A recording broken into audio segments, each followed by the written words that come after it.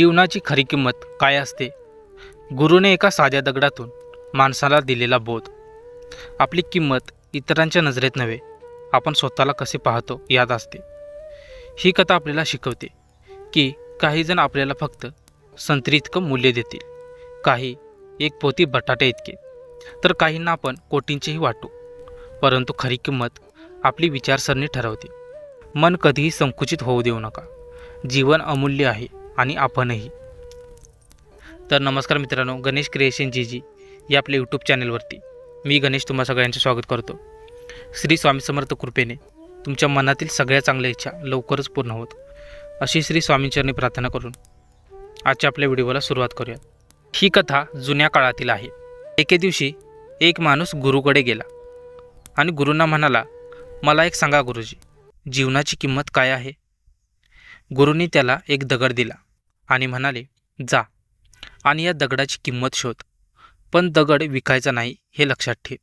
त्या माणसाने तो दगड बाजारात एका संत्री व्यापाऱ्याकडे नेला आणि म्हणाला, मला सांगा याची किंमत किती आहे? त्या माणसाने त्या तेजस्वी दगडाकडे पाहत म्हटले, याच्या बदल्यात 12 संत्री घेऊन जा. तो माणूस म्हणाला, धन्यवाद, पण गुरुजी म्हणाले आहेत विकू नकोस. पुढे तो एका भाजी विक्रेत्याकडे गेला आणि त्याला दगड दाखवला. भाजी विक्रेत्याने त्या चकचकीत दगडाकडे पाहिलं आणि म्हणाला, बटाट्याची पोती घे आणि हा दगड माझ्याकडे ठेव. तो माणूस म्हणाला, मला ते विकायचे नाही, माझ्या गुरूंनी मनाई केली आहे. पुढे तो सोनाराकडे गेला आणि त्याला तो दगड दाखवला. सोनार त्या चकचकीत दगडाकडे बघत म्हणाला, 50 लाखात विकून टाक. त्याने नकार दिल्यावर सोनार म्हणाला, 2 कोटीत दे, नाहीतर त्याची जी किंमत सांगशील ती द्यायला मी तयार आहे. तो माणूस सोनाराला म्हणाला, माझ्या गुरूंनी तो विकण्यास मनाई केली आहे. पुढे तो हिरे विकणाऱ्या एका ज्वेलरकडे गेला आणि त्याला तो दगड दाखवला. ज्वेलरने ते मौल्यवान माणिक पाहिल्यावर प्रथम त्याभोवती लाल कपडा घातला, नंतर त्या बहुमोल माणिकाची प्रदक्षिणा केली, डोके टेकवले, मग म्हणाला, हे मौल्यवान माणिक तू कुठून आणलेस? संपूर्ण विश्व, संपूर्ण जग विकूनही त्याची किंमत करता येत नाही. हे अमूल्य आहे.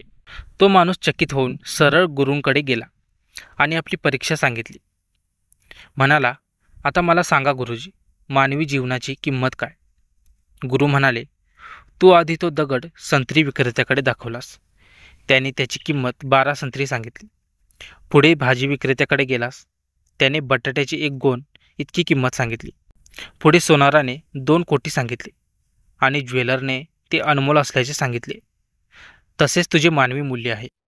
तुम्ही ती 12 संत्री किंवा 1 पोती बटाटे किंवा 2 कोटींना विकता की मौल्यवान बनवता, हे तुमच्या विचारांवर अवलंबून आहे की तुम्ही जीवनाकडे कसे पाहता. बोध, आपण आपली विचारसरणी कधीही संकुचित होऊ देऊ नये. धन्यवाद. तर मित्रांनो, आजची स्टोरी तुम्हाला कशी वाटली ते कमेंटमध्ये नक्कीच सांगा. तुम्हाला जर हा व्हिडिओ आवडला असल्यास व्हिडिओला एक लाईक आणि चॅनेलला सबस्क्राईब करायला विसरू नका. भेटूया अशाच एका नवीन आणि माहितीपूर्ण व्हिडिओमध्ये. तोपर्यंत धन्यवाद.